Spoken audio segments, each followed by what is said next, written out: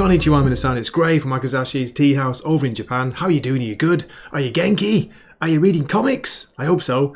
I have a review of the new issue 2 of Duke. Came out today, Wednesday, January 31st. It's priced at $3.99. Written by Joshua Williamson. It's got art by Tom Reilly. So, if you caught my review of the first issue, you'll have heard that it was a real surprise for me. I wasn't expecting to enjoy the first issue so much, but I really did. It completely pulled me in with great storytelling. Yeah, I reckon Tom Reilly on this book, he's really suits the storytelling here. He's got a great idea of panel progression, very visual storyteller, and it suits the story. The action suits the story. Good news is, issue 2, I think, is just as good as the first issue. Really, really enjoyed it.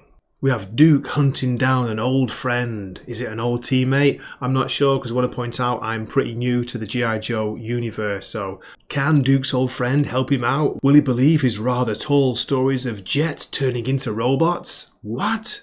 And who exactly is hunting them down? I tell you what, if you can grab a copy of this, especially a physical copy, do so. It's a big, big recommend. I'm going to give this a very strong 8.5 out of 10. And yeah, I encourage you to give it a visit, give it a try, give it a read, see what you think.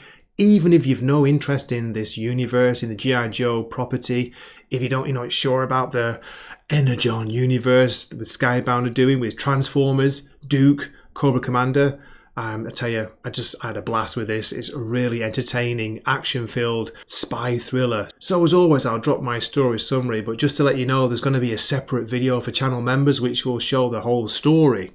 Okay, so please keep watching. Here we go. So let me give you the credits first. Duke issue 2, written by Joshua Williamson. Art by Tom Reilly. Colours by Jordi Belair. And the letters are by Russ Wooten.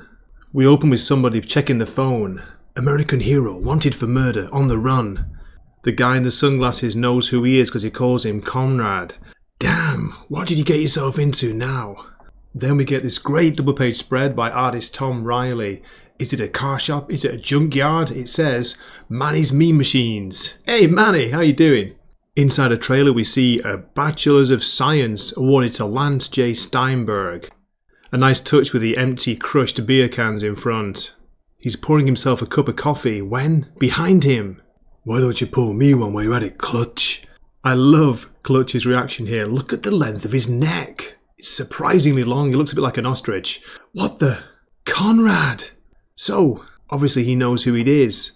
Clutch tells Conrad he didn't recognise him with the beard. Clutch, you okay? Then from the bedroom we see a woman come out. Nothing to worry about, babe. Just an old friend. Then he goes to introduce her. Duke, smack. He gets a smack for his troubles. I see you still have a way with the ladies, says Duke. And then on the next page it's almost as if Duke remembers how injured he is. Are you hurt? asks Clutch. Maybe from the bullets or the glass from jumping out a window, which was seen last issue. So, Clutch takes him into his car shop to give him a tune-up.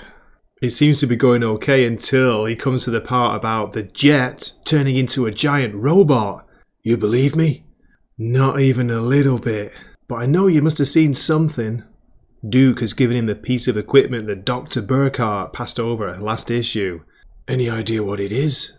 Clutch calls it a LoJack, some kind of stealth tracker. He switches it on, which might not be a good idea, but we'll see what happens. Well, I'll be damned. The LoJack starts displaying a kind of 3D map of the globe, and there's a location pinpointed in America. That's where you need to go, buddy. Meanwhile, somewhere dark with flames, we see a figure in shadow. Can you guess who it is? Back at the junkyard, and Clutch is telling Duke to go back to Hawk. Just try, tell him what happened. He didn't believe me before, I doubt he'd believe me now. But then, in the background, Duke hears a familiar sound. Boom! Let's make some noise! Gotta say, what a great single-page image here. Duke and Clutch dive out of the way just in time, but Clutch is gutted because there goes his car. Not my girl! They run for cover, and Clutch uncovers a vehicle. Then we get the second awesome double-page spread here. Look at this, look at the art. Look how frenetic, look how kinetic it is. They burst out of the garage, but it's to no avail. The guy with a huge Predator gun launches 2 drones after the vehicle. Duke realizes he's not trying to hit them, but he's trying to herd them somewhere. He's herding us into... So, there you have it. I do hope you enjoyed my story summary and review. If you do, please consider subscribing if you're not subscribed. Hey, what are you doing? And do leave a like as well. So, I'd love to hear from you. Drop comments in the comment section. Let me know about this issue. Are you reading it? What do you think of the Duke 2 issues so far? How about the rest of the Energon Universe? Are you reading Transformers? Cobra Commander? I'd love to hear from you, and I do answer comments. Okay, this has been Gray from Wakizashi's Teahouse, signing off for the night. Matane.